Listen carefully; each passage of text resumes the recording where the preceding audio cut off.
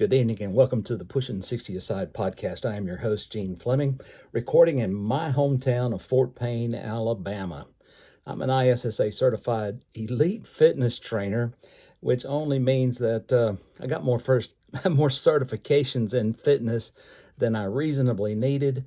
And let's talk about being a fitness trainer as you're in middle age. It's an unusual thing that I chose to do, and I guess back in 2015, I decided to get certified because I had a fascination with the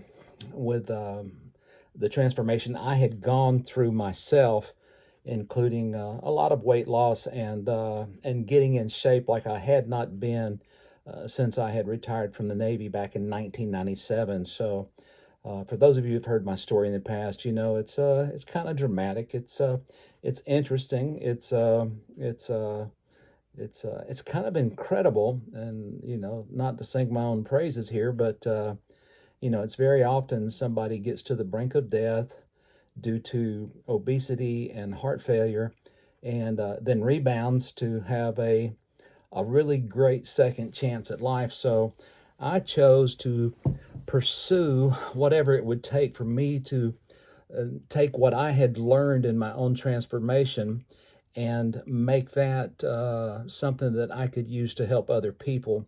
And I've been doing it ever since. What does it take to become a fitness trainer? You'd be surprised. Very little. And I'm not shaming myself here, nor anybody else that has certifications from the various organizations that certify trainers. But if you can study all the science that's out there about what it takes to physically train another human being, and if you're a really good book student and you have good recall and you understand the human physiology, you can become a fitness trainer on paper. But really, the thing that is a great contrast to other professions or vocations is that a fitness trainer can get a certification without ever having trained a single person. And so while you might have the book knowledge, you don't know beans really until you've actively worked with individuals over time and then practice what you learned in the book to help those people also transform. So I wanted to throw that out here in the beginning. If you're watching this on YouTube and you're wondering what's a 65-year-old guy doing talking about fitness training and health, well, because of my age and because of the age I was when I went through my own transformation, I realized that I almost waited too late not to have a secondary career as a fitness trainer, but I almost waited too late to save my own life by making transformation changes that were essential to the process. I basically had to change doctors, I had to change my diet, and I had to change my exercise strategy. I had to learn how to manage pain that I was living with at the time. And all of those are real big bites to chew. Any one of those would be hard for anybody, and I'm not a special person in that regard. I didn't have a special gift like willpower.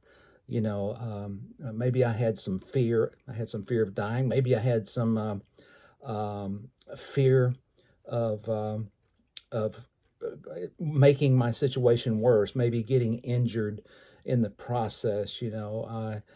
But I didn't have necessarily great amounts of willpower that I could just say, "Oh yeah, I'm going to do this," and by gosh, I'm going to walk 5 miles today, and then a few months, 6 months later, I'm going to run 3 miles today, and then I'm going to hit the gym and I'm going to lift a lot of weights until I get pumped up, and so I had all that experience before I began getting certifications as a fitness trainer, and I settled on getting certified as a general personal trainer. So my first certification was in that. My second one was in nutrition, and my third one was in senior fitness as fitness applies to senior people. Why? Because at that time I was approaching age 60, and that's when this podcast was born, the Pushing 60 Aside podcast. And now our podcast is in the 5th season. I really, honest to God, don't know how that happened, but I can tell you this, much like you can be a fitness trainer on paper, you can also be a podcaster and have a channel, and you can get online and talk your ears off about things that you're crazy about, things that are important to you, hobbies, anything in the world. Really, the topics are as many as there are topics to be had. You know, if you like putting model airplanes together, you can podcast about that. If you like NASCAR, you can podcast about that. If you like sharing your faith, you can podcast about that.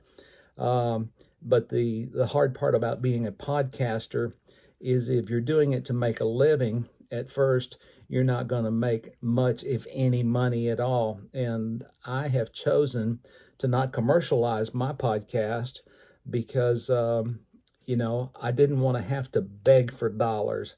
I've also chosen not to go into that venue of having my listeners pay to subscribe. If I needed the money, if I was, 25 years old and I had 2 kids and had a message to share, and I was a podcaster doing it that way, I'd be out pounding the pavement and getting your email addresses and sending you emails and trying to sell you stuff, or getting sponsors. I'd be out pounding the pavement trying to get sponsors that I could advertise on the podcast, and hopefully you would buy their stuff. But I did not want to go down that avenue when I started podcasting. And I'll be honest with you, to date, I've made exactly $44.20 podcasting over 5 years. And so if you're looking at jumping into podcasting as a way to support yourself, I'm going to say you need to talk to some really professional people and have a good plan. And it's going to take time. You have to be able to talk. You have to be expressive. You have to have a clarity of thought. But as I developed my podcast, for a long time, I really thought that just the name of the podcast, Pushing 60 Aside, implying that I see age 60 coming, and I'm going to barrel through it. I'm not going to get an old mindset just because I reached the age 60 when it came to birthdays. No, I thought that the listenership would be people in their 50s, people who were still working, people who were thinking about their retirement, their eventual retirement.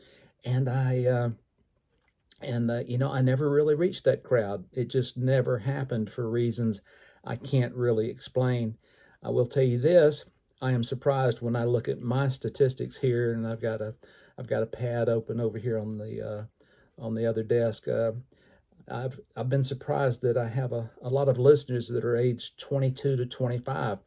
I don't even understand why, when somebody's looking for something to listen to, that they would see a podcast called Pushing 60 Aside and then choosing to listen and to continue listening to this podcast over time.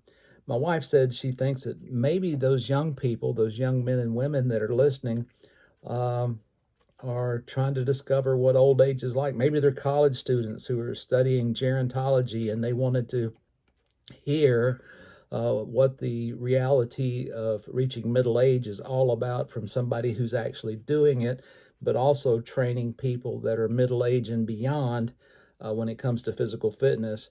And that's who I am these days. I am that person who is now age 65, training people as old as 95, and it's quite remarkable, really.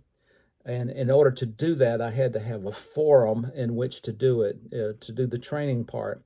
Sure, I could have gone to work at a gym in a box. I could have gone to work at a private gym. I could have done one-on-one physical training with people where I went to their homes and trained them there.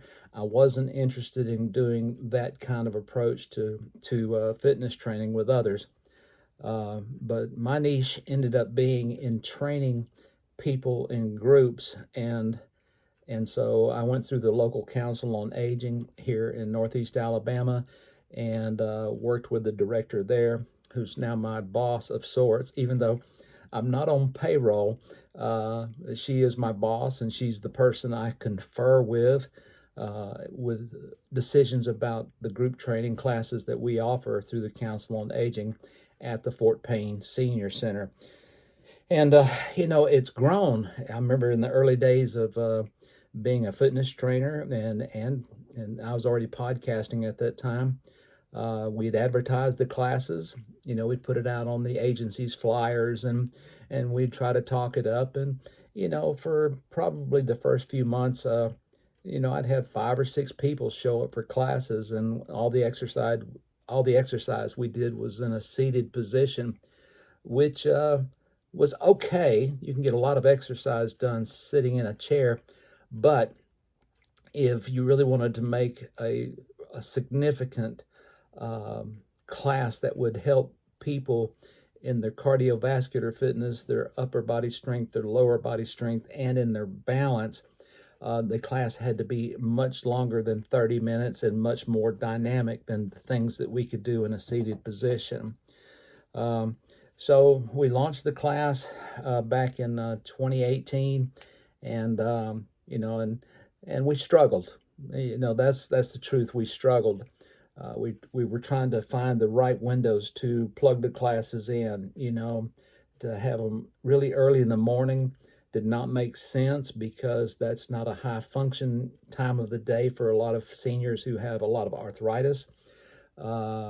So we bumped up to about 9 or 10 a.m. and we held classes there. We thought about, well, maybe we could do morning and afternoon classes, and we tried that, and I'd have 5, 6, or 7 people in the early class and 2 or 3 in the afternoon class, but it just wasn't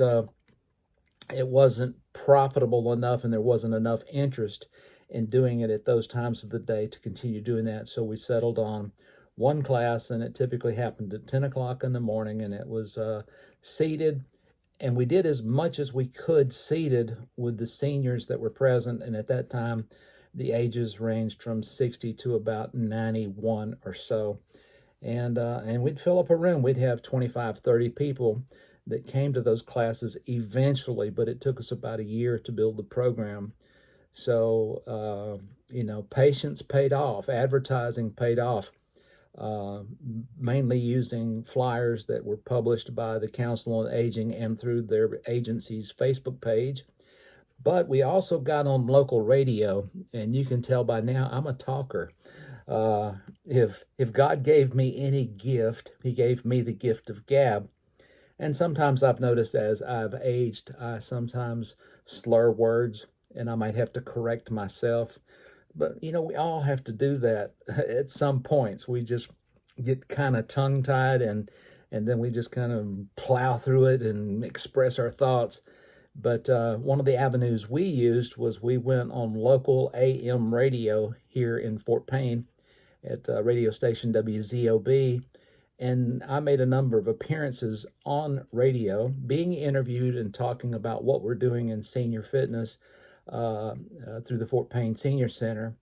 And it's remarkable because we don't really think about AM radio anymore as being a thing. We're listening to Sirius XM or FM radio or CDs, or these days we're listening to our own playlist off our iPhones on our smart cars through their stereo systems, and or we're listening to what's that, Pandora or something like that. There's so many sources of sound that we can listen to for entertainment when we're riding. But here in Northeast Alabama, it's a wide rural area with a small central town of Fort Payne. But in the outlying areas, all of the people listen to this traditional AM radio station that broadcast live right here from downtown Fort Payne, and you just don't realize the impact of using a source like AM radio. You think, well, I'd go on FM in a big station, but they generally don't have talk shows like this small town radio has. Sometimes, it's country music just being played, and sometimes it's guest speakers, and sometimes it's local. So I don't want to use the word celebrities, but people that are well known here in town, and sometimes it's people from ministry that go on the radio and teach, preach, talk, describe their church programs. There's all kind of things going on, and so we had to find a slot we could get in on the radio, and just talk to people about taking better care of themselves as they age.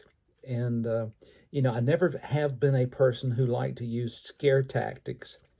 um, I don't want somebody to try to scare me into doing something and put a lot of fear in me of what might happen if I don't do what they're trying to get me to do. And I don't care what that is.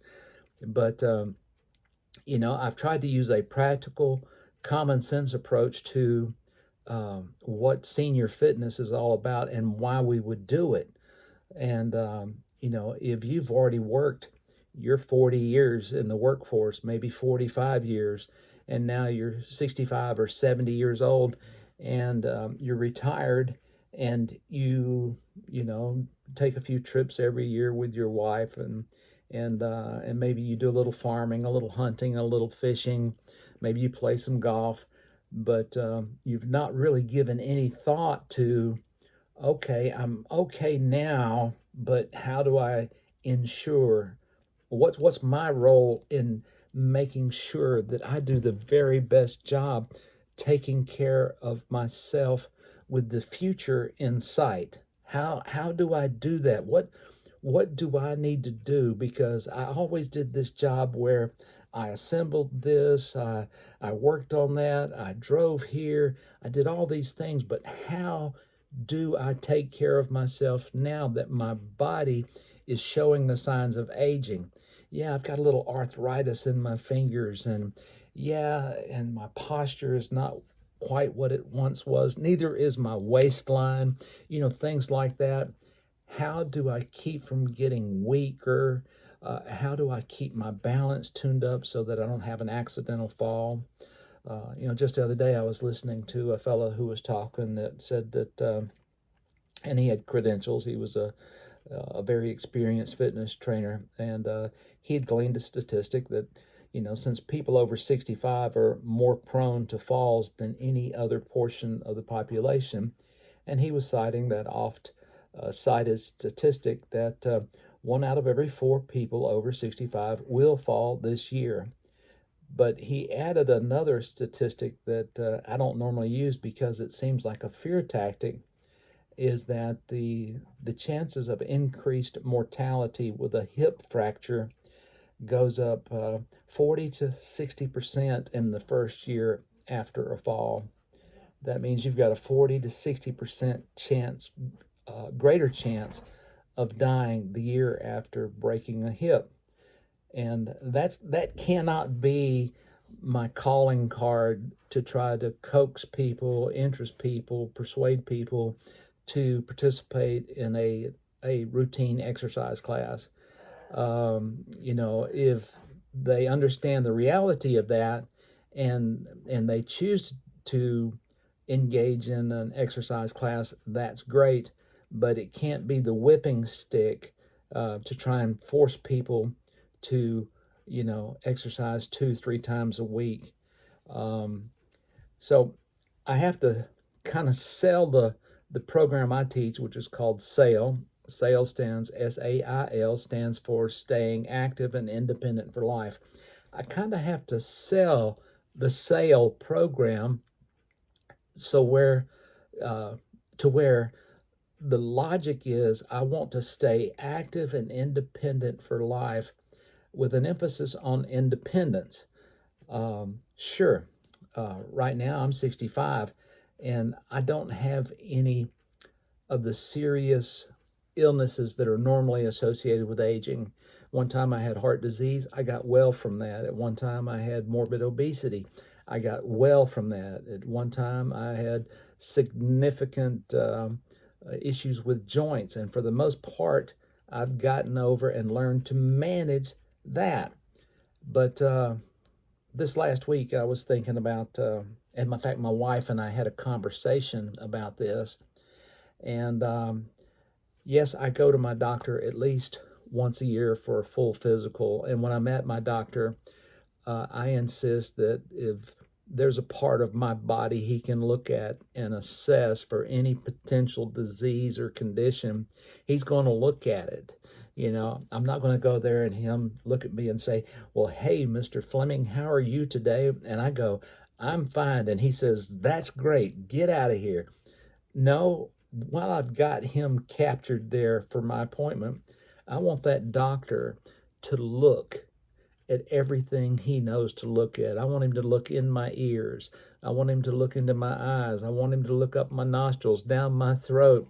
I want him to listen to my carotid arteries for clarity, make sure that I'm getting adequate blood flow to my brain. I want him to listen to my lungs and my gastric sounds. And you remember, if you've ever had a physical, you lay down on the table and the doctor presses on your abdomen and punches around, and I always wondered what they were feeling for, but with their skilled hands, they know that if you've got something that's inflamed, like your spleen or your pancreas, or maybe you have a tumor, something like that, he's going to find that. And then for, men are prone to, especially as we age, to end up with prostate cancer. I don't like it, but I need to have a digital prostate exam about once every year. And plus, I need to have the blood work that comes along with that to look for PSAs. And if you don't know what that is, I'm going to just tell you to Google that, because if you're a man, you need to know what PSAs are. And you need to put your ego aside and have that doctor give you an examination of your man parts, and find out, make sure that your prostate gland is okay. And, early signs of prostate issues are often having difficulty urinating. And by that time, your prostate is enlarged. And when it gets enlarged, it's more prone to develop cancer. It's not often that men die of prostate cancer, but it does metastasize sometimes, and men do die from it. And and so I've just talked to men there for a second, but in the same vein, I'm going to encourage women that have reached middle age to get gynecological exams, get breast exams, and get checked for, in the same fashion, everything that just, it's human physiology functioning about you.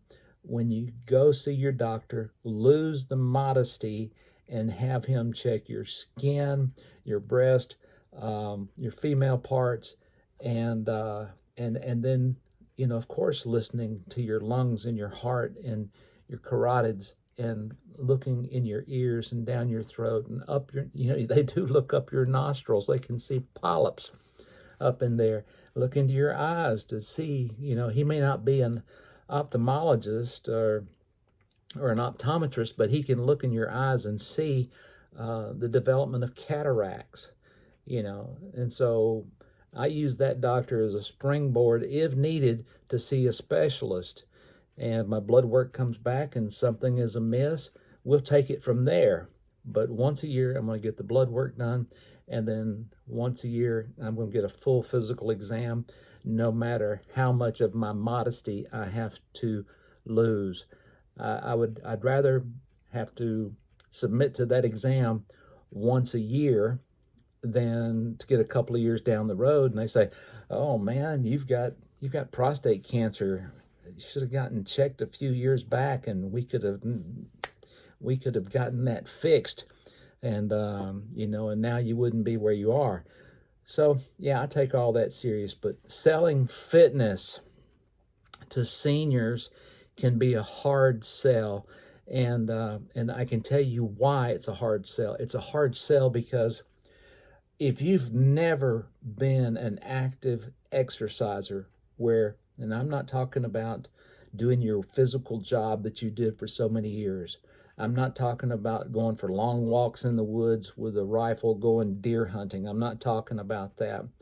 I'm not talking about um, going swimming at the beach once a year.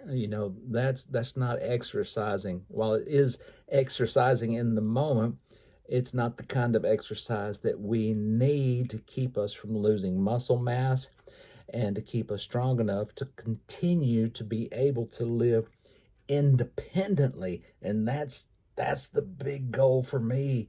I don't want to get to that stage where my kids are saying, Dad, you got to give us the car keys, and we're going to hire somebody to stay with you at home. So, or saying, we're going to suggest that you move into an assisted living facility.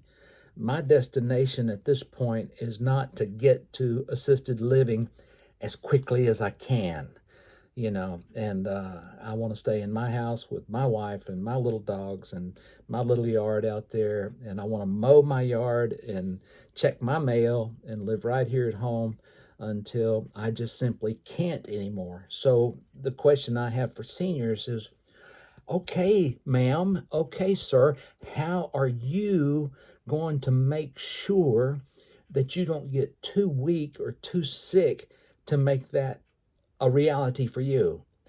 If I have the choice between going into assisted living at age 70 or 85, I'm going to take 85, but I've got to take care of myself between 70 and 85 to make that even a possibility.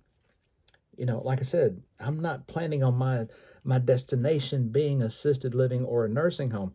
I don't want to be in either place.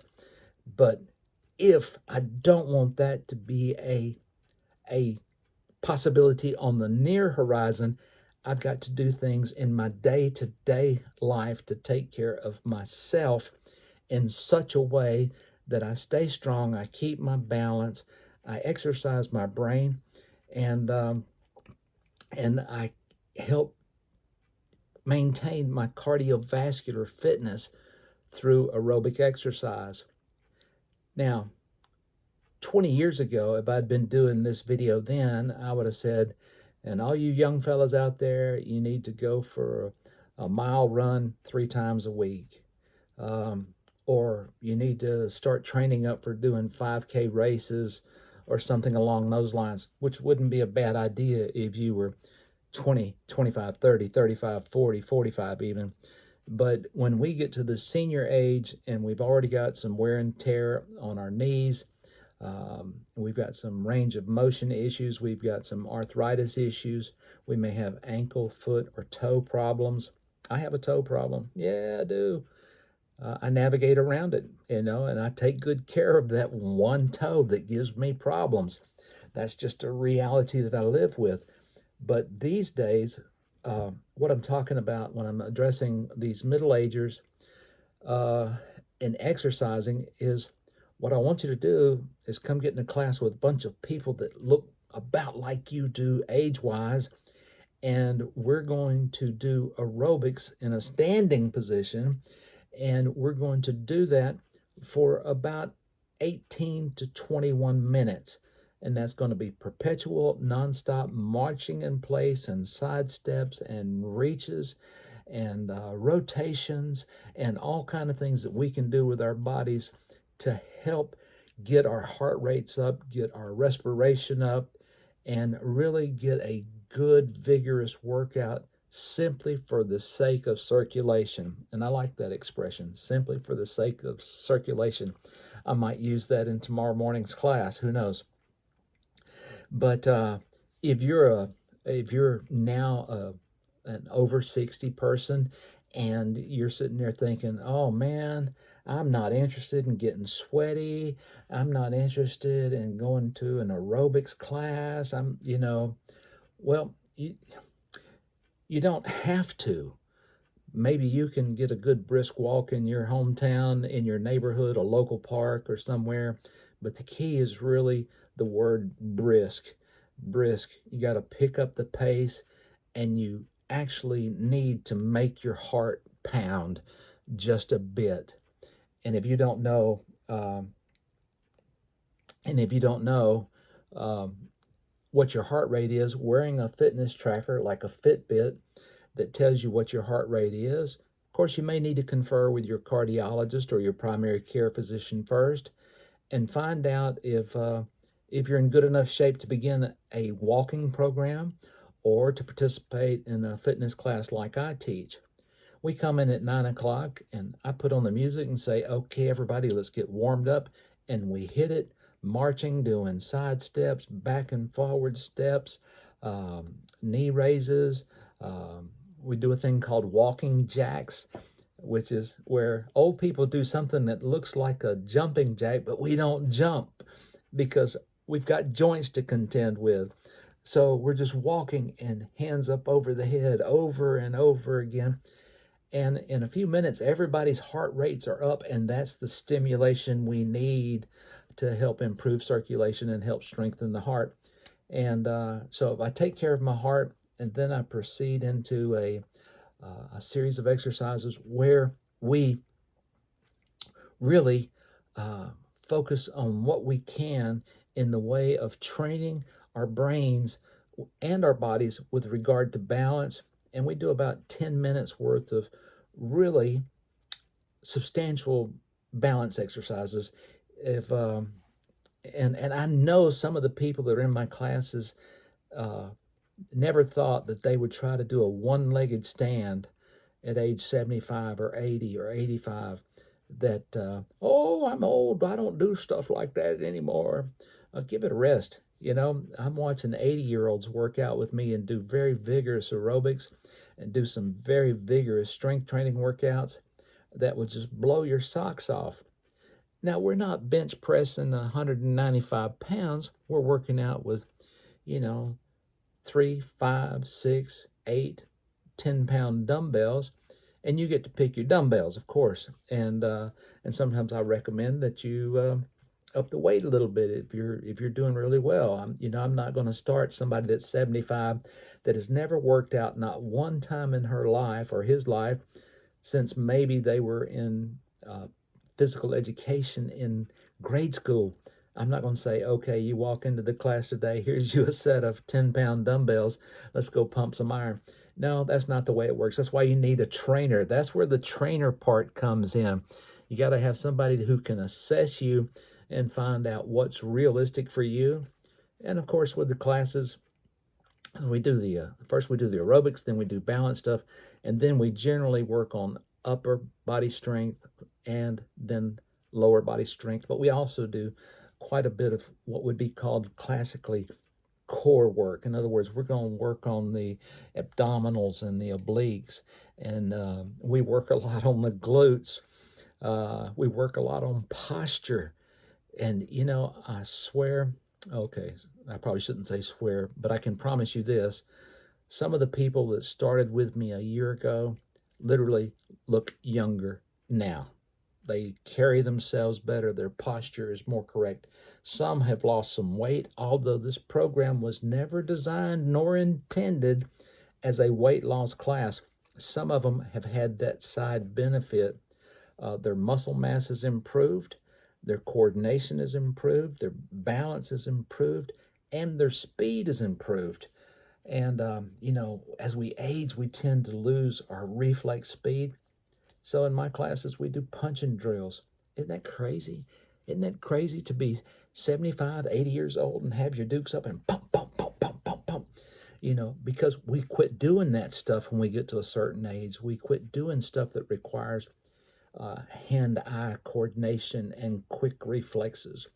We do finger drills. We want to keep these fingers working all the days of our lives. And I'll do one with you. Some of you are listening, some of you are watching on YouTube, but I'll get everybody we'll do this exercise called fling. So we start with fisted hands. up here. I'm putting them up here on the screen where you can see them, and I'll say fling, and when I do, everybody goes fling, fling, fling, and then I'll say pointer fingers only, fling, fling. To control each digit individually is a skill set. When we get done with all of these little finger drills, I say, now make your thumbs and your pinky fingers clap little tiny hands, and everybody goes, yay. That's a skill. That's a skill. And so, I try to talk in the terms of real world application of what we're doing in our strength and agility training. I talk about things like carrying a basket of laundry, perhaps getting a bag of mulch out of your truck or car to put in your flower bed or planters or whatever you're doing, potting soil, moving things like that, lifting buckets of water or anything else, cans of paint if you're doing a project, having good grip strength to do that, and then any outside job that requires holding on to an implement like a rake, a hoe, a shovel, keeping these hands strong enough to grip those things, we can accomplish that in a senior exercise class. Now, we'll tell you, we do a lot of purposeful, and I use that expression, purposeful. That's an exercise with an expected result. It has purpose. So we try to exercise every possible muscle in the body we can during 1 hour, and that's kind of hard. It's really hard. But then again, I got to consider that I'm working with a senior population here. Some of the folks in my class have not had good health over the years. To which you would say, well, Mr. Gene, in your experience, does taking up an exercise class help improve a person's health? I'm glad you asked that. Just today, a young lady, I say young, she's 60, she shared with me that after doing all these exercise routines and eating a healthy diet, she got good reports from her cardiologist, and coincidentally, she's lost 11 pounds since her last visit. To her, that's great. For her health, it's great. I know because she's been lifting that she lost some fat in her body, but she also gained some muscle. And that's the muscle she'll need to do ordinary things as she continues to age. And what are ordinary things? Get yourself in and out of the tub or out of the shower. Get yourself in and out of the car. Stand up by yourself from the toilet. Comfortably slide into a booth at a restaurant and not have to claw your way out of it with your hands. Being able to stand up easily when you're seated in a church pew without having to grab the pew in front of you and pull yourself up. And so we're doing crazy things that I know that I never imagined myself doing at age 65, but now have become a routine part of my fitness program with the seniors. I never do an exercise in my classes that I don't do right along with the seniors. And it's kind of funny, I talk about them as seniors, but, I'm one of them. But, we often close the class by doing a series of squats. I know that some of these little grannies and grandpas that are in my classes never thought in a million years that they would or would get back to being able to squat comfortably maybe 30 times, 3 sets of 10 squats.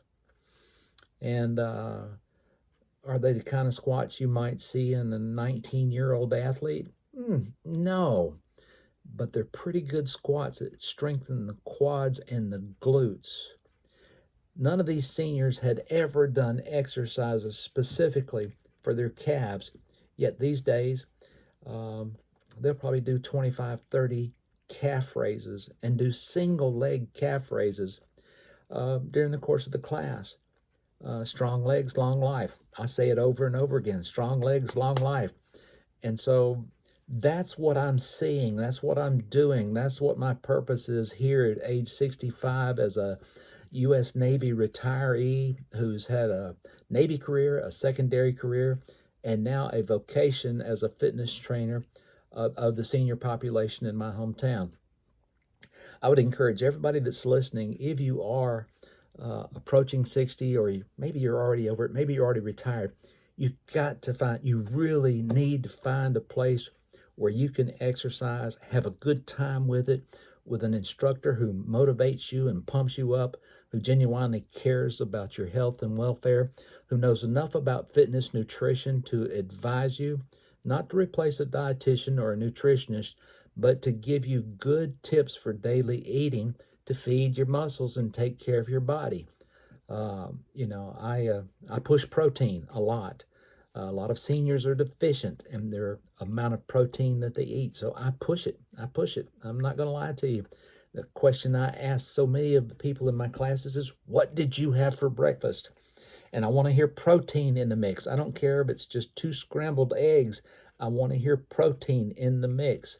Why? Because if you're coming to muscle training and you're not feeding your muscles, you can't expect a good outcome, and also expect them to eat some protein after the class.